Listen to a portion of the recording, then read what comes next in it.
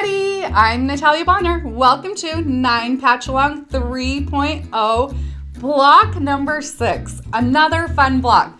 All right, friends, today we're going to be using my 4-in-1 machine quilting ruler. And again, I have one of our Piece and Quilt pop socket ruler grips on the back side of my ruler to help me keep that ruler nice and secure. If you're having a hard time keeping your ruler secure, we also have some ruler grip tape available on our website, pieceandquilt.com, that you can place on the bottom side of your ruler, and it'll just kind of grab onto your fabric and help you hold that ruler nice and secure.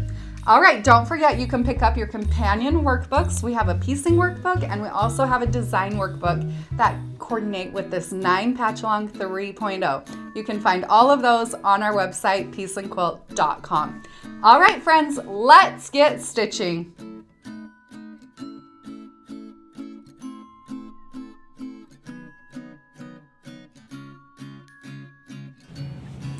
I'll start out block number 6 by using my blue Mark Be Gone marker, and I'm going to mark a diagonal line through all of these blocks. So the line is going from the left down to the right on each of these blocks.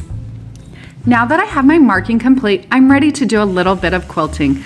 I'm going to start out by stitching in the ditch through the center of this block so that all of my seams, even though I'm working on a panel here, have stitch in the ditch work. Now I mention this all the time, but I just love the way that stitch in the ditch work really finishes things off so nicely.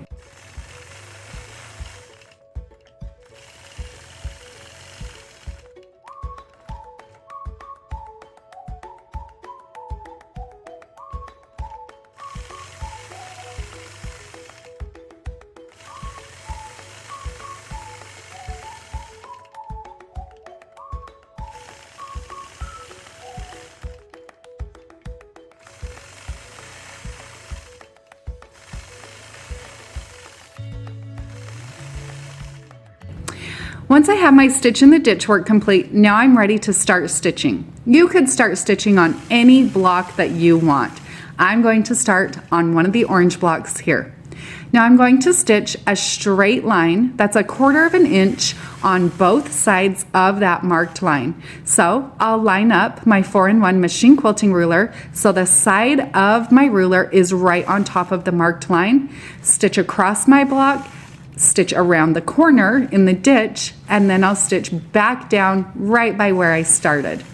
Once I get to that point, now I'm going to fill in one side of each of these blocks, this new triangle, with some straight lines.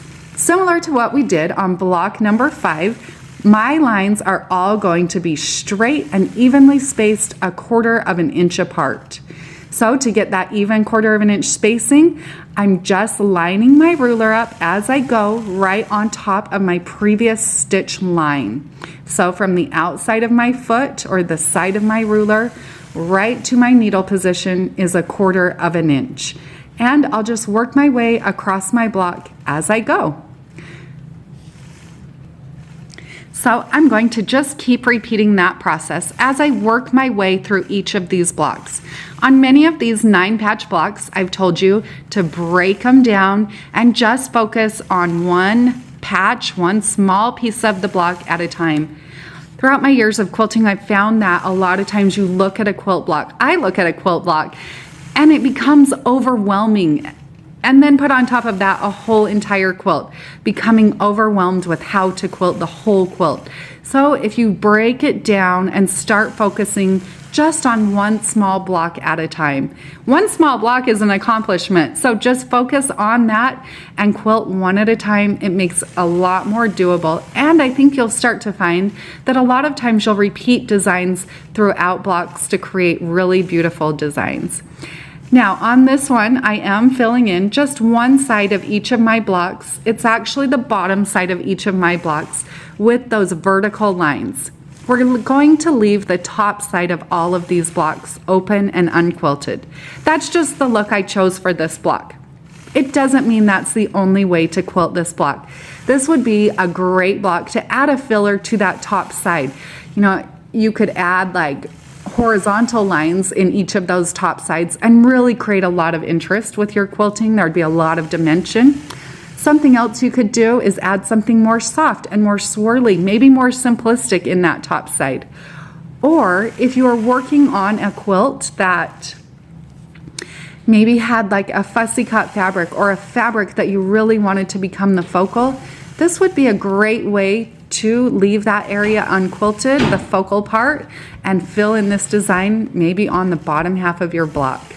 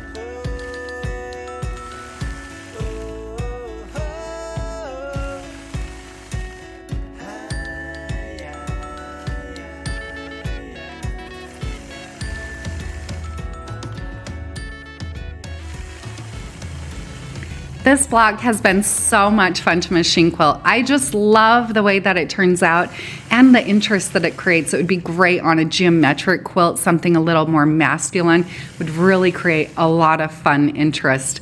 This block turned out so cute. Now we have used the Mark Be Gone marker to do some markings here. So at this point, I would go through, use my misting spray bottle and mist away those blue marked lines.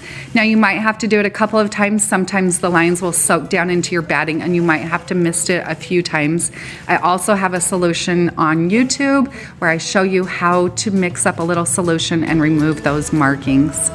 Make sure that you always remove your markings before you apply any heat. Alrighty friends, block number 6 is awesome. I can't wait to move on to block number 7.